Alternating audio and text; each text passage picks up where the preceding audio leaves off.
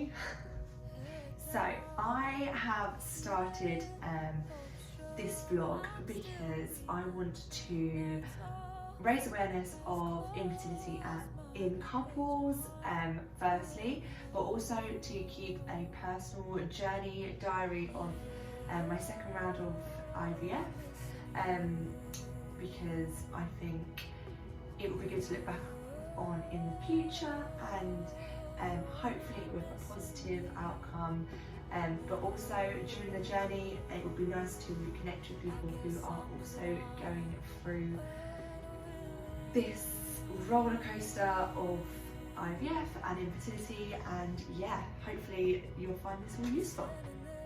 So a little bit about our journey. It started back in 2017 when we got married, and Kane and I had always discussed wanting children, but we had obviously we've been together 12 years before getting married, and we had done everything we could to not get pregnant, especially because when we met we were teenagers.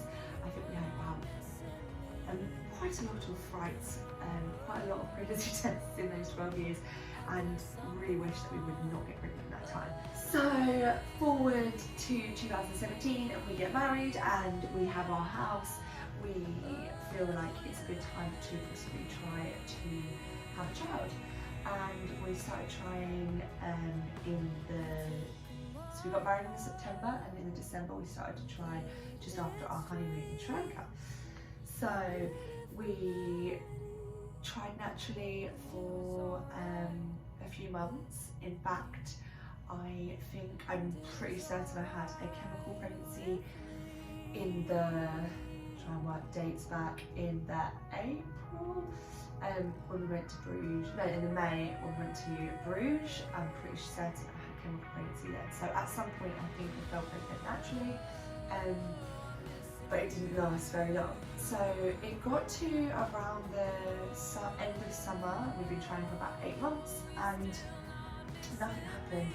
We realised that some medication that Kane was on might be affecting things, could affect fertility. So we went to the doctors and we did a test, a sperm test, which we went away for our first anniversary, oblivious, didn't know there would be any issues, and then when we got back we found out that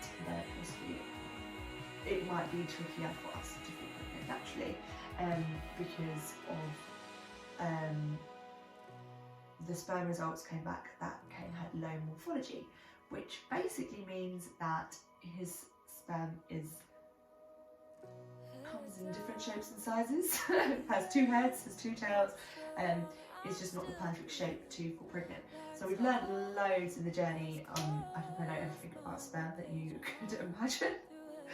But that was the moment back in September 2018 that we found out that we possibly would need to do artificial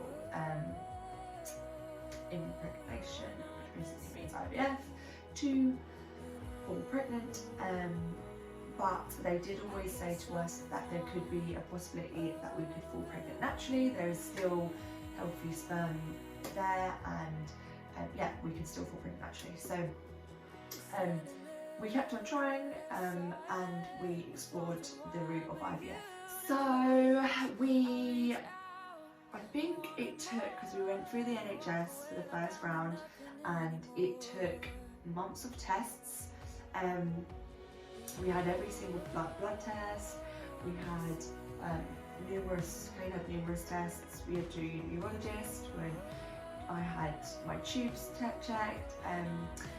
We had numerous tests at the hospital before we actually got referred to the clinic, but when we got referred to the clinic it moved pretty quickly. My job on the side of this makes things extra complicated as well, me and Kane's job, in that we are wedding photographers and videographers, and it means that doing IVF is quite tricky because we have to time our job around this. So that is always very interesting in trying to find times that if the treatment was to work, then we would be a quieter time of the year, and also doing treatment in a quieter time of the year because we can be quite busy. So we came around to be able to do IVF, and we pushed it back until the December because wedding season had ended and I could focus purely on the treatment. So this was December in 2019. This is now 2 years of trying naturally and nothing happening. So in the December when we started treatment, I was put on a long protocol, and the treatment lasted all over Christmas. So we gave up drinking, and we were very good. We were very strict that first round. We did everything by the book, and basically we get into January. I went on stints, grew 15 eggs, which we were super happy with. We knew that was a good number. I remember waking up after egg collection the first round, and the woman beside me only got 4 eggs, and we were like, we got 15, and the nurse was like, well done, you've done great. And I was thinking, brilliant, we've got 15 eggs, our chances must be really good. And we went on our way, and had that anxious wait to find out if we had any embryos. So we got a call on the first day to say that we had, we basically went for ICSI treatment, which means that they inject the sperm into the egg, and they basically select the best sperm for the egg. So they did that. We had the next day 11 had fertilised, so that was still a good number, and we waited for 5 days to find out what we had. So on transfer day we were pretty devastated but also kind of happy, but we only had one blastocyst, so all of the others were too small or had died off, which was pretty devastating when we had 15 eggs, but we were still grateful that we had one that we could put back in. So we put one back in on transfer day, and we waited the longest 2 weeks of our lives to find out whether it had worked or not. And I remember it was just before Kane's birthday, and we went to test, and I got 2 lines on a pregnancy test, and I was shaking because I had never seen 2 lines on a pregnancy test, ever. And when you try for 2 years, if you've been trying at all for any period of time, you'll realise that taking a pregnancy test and seeing negative is devastating, and it just becomes a norm when you're trying for that long, for that many years. So seeing positive was a big shock, which then turned into obsession every single day, seeing if the lines got darker, which they did, and then getting the digital tests to see whether the weeks jumped up, which they did. Then we went for our first scan at the clinic at 7 weeks, and we saw a heartbeat, and that was amazing. We both cried. It was, yeah, it was a great day. Then the anxiety came in, so I decided that I'd do some private scans. We had a scan at 8.5 weeks, the fetus, say, had grown. And then at 10 weeks I went back for a scan, and the baby had grown.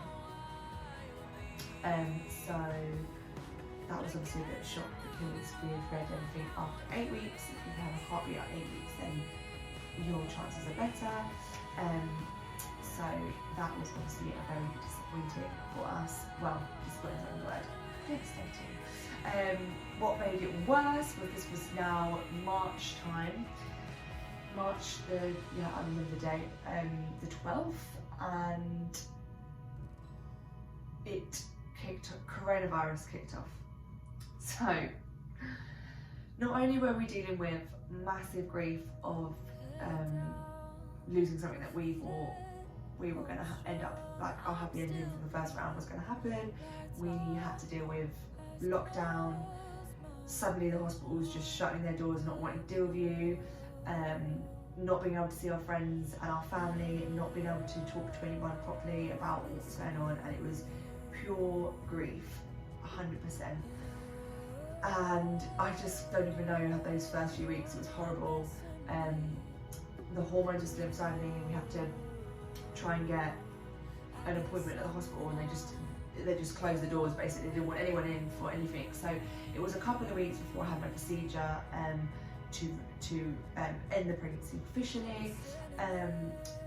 But then once that happened, we could move on. Week after hormones had lifted from me, I felt a lot better, and over the summer we decided that we were just going to have lots of fun and just enjoy 2020 for what it is, even though both of us pretty much completely lost our jobs, which is another story. But we used the summer to have fun, and we bought a house this year, so this year wasn't lost completely. So we bought a new house and we are now renovating, which you will see as part of that journey. I should also say, during this whole infertility journey, we also bought a puppy, which is pretty typical for people that have infertility problems, but it has been the biggest help ever having a dog in these times, and yet he's a massive part of our lives now and part of our journey. So you will see a lot of him on here, I'm sure, as we go through. So rounding up, we have now moved into our new house. We've got new beginnings. We have moved into a lucky house, as I like to say, because it's got a new karma, everything's good, and it's going to be a new chapter for us. So I have finally decided it's the right time now to go for round 2, and we are prepping for the next round. We decided to go to a new clinic. So we have new clinics, we wanted a fresh start, we wanted someone completely new, we wanted to just do everything different, so we will be starting treatment very soon, and I hope that you can join us on the journey, basically I don't really know where this is going to go, but I just want to use this platform to talk to people about the different stages of IVF and the highs and lows, the roller coaster, whatever happens. We have no idea at this stage how this journey is going to end, or where we're going to be in a year's time or 2 years time or 5 years time, but this is the beginning of it, and hopefully the success of it will be short. So we'll be we'll be all good very soon, but hope you enjoy it, and I will be on here very soon with more content for you all. So I should just say, if you do want to follow our journey, then click on the subscribe. We are going to be posting blogs and vlogs, and hopefully if you're in the early stages of infertility or you're in the early stages of IVF, you will find this helpful, and we will be going through tips and advice on what we're doing and what we find helps us with the infertility journey.